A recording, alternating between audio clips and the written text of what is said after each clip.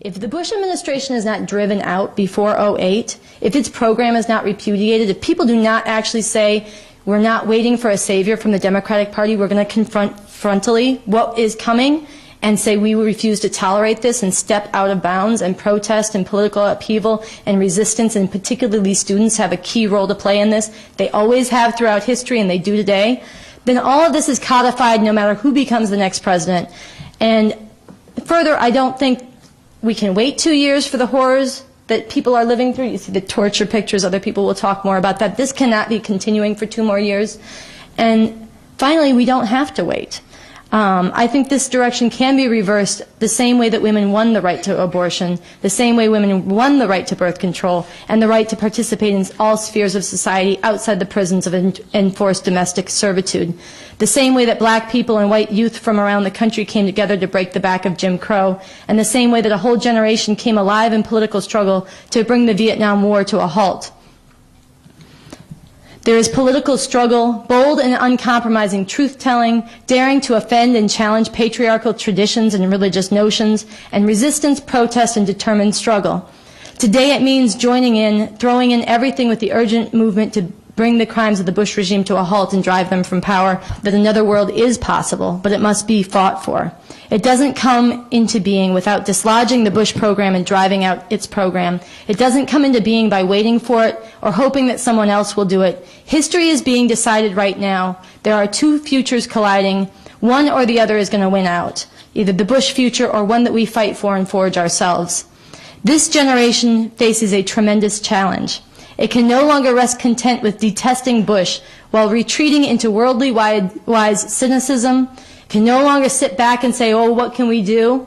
I think people need to really break the mold and dispel the notion that young people can't change the world, because it's just not true. Calculations about school grades and career plans no longer apply for Iraqis whose streets have become killing fields, and they should no longer apply for those of us living in a society that has unleashed these horrors. These considerations no longer apply to the women in Mississippi who only have 1 abortion clinic left and are restricted their access. Your life is foreclosed. They no longer apply there, and they should no longer apply for people still living in relative privilege and have the space to move and challenge this. The education needed above all in times like these is one that teaches and inspires debate over how to stand up for a whole different world, not how to find a future operating within the nightmare descending over this one. The world is waiting for you, asking for you and wondering when you will finally rise to the mission that is on you to stop this and galvanize the whole of society when you do it. This speaking tour is important because colleges are a place where critical thinkers breed, where, Sergio mentioned this morning, people don't go to work and discuss what kind of world they want to be in. That doesn't happen around the water cooler. That happens in colleges. And students have historically been on the forefront, the front lines of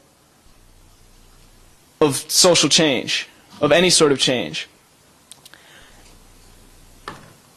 And if I thought I was here wasting my time or yours, saying, I'm sure a lot of people are asking yourself the question, what can students do? Does having a protest end war? Does having a protest end the war, save the world? Does it change anything about society? And what I say to that is, there's a spectrum of people. There's the people who on one side of the spectrum care so much about what's going on in the world that they will do anything. They will act to make change happen. There's no guarantee that it will, but they know that if they do nothing, there's a guarantee that the world will get much, much worse, that torture will continue, that wars that are based on lies will continue, that our rights will continue to be stripped away. And then on the other end of the spectrum, there are people that say either, I like the status quo, or I don't feel I can do anything and I don't want to. Now, most of us, I'm sure this room is largely the shades of gray in the middle. Now, what happens when students, the people in society who are in the best position to be on this end of the spectrum, who have traditionally always been on this end of the spectrum, start mobilizing and start acting, the shades of gray say, the shades of gray start tipping the scale. They start tipping the balance of of people who are willing to act for change, people who adamantly need to see a change in society. So I don't think I'm wasting my time. If I did, I wouldn't have decided. I could think of a lot of different ways to spend 2 weeks out of the Marine Corps, where to be. And I sincerely don't think that I'm wasting any of your time. This juncture in history is contested between the forces that want to reshape the world, what kind of world we're living in, who's making it the world that they want. There's the forces that are acting right now, and there's this sentiment I just feel and I smell around me, and you can see in the campus of UC Santa Barbara, Columbia University in New York, and Columbia College recently in Chicago, of this urgency, people who sense the urgency in the moment, that if we act in concert, if we act while there's this feeling of change in the air, that something can be done. So what the cover of Time magazine was this week? Only 758 days until the next election. So don't worry about where the world's going, because in 2 years from now, someone's going to save us. Some godsend, some Barack Obama, some Hillary Clinton, some John McCain is going to whisk us off our feet and bring us to the promised land. Only 750 days, people. Don't see what you can do to change the world. Wait to see what they will do. It's time to ask ourselves how long the pessimistic view that there is nothing we can do will suffice for the situation. For me, the reason that I am here today is because for me it's not good enough. It's not an excuse to me. It's just not good enough to these people that deserve more from all of us. The only thing that I'm scared of at this point, even though I have tremendous faith in our generation, is that we won't stop this war before he leaves. And if we don't stop this war before he leaves, it's not because we couldn't. It'll be because we refuse to. And I don't want to wake up one day and look at our country and our society and know that in my heart, because it'll really break my heart. And it should break all of our hearts if that's the case. So I really think that we can do this.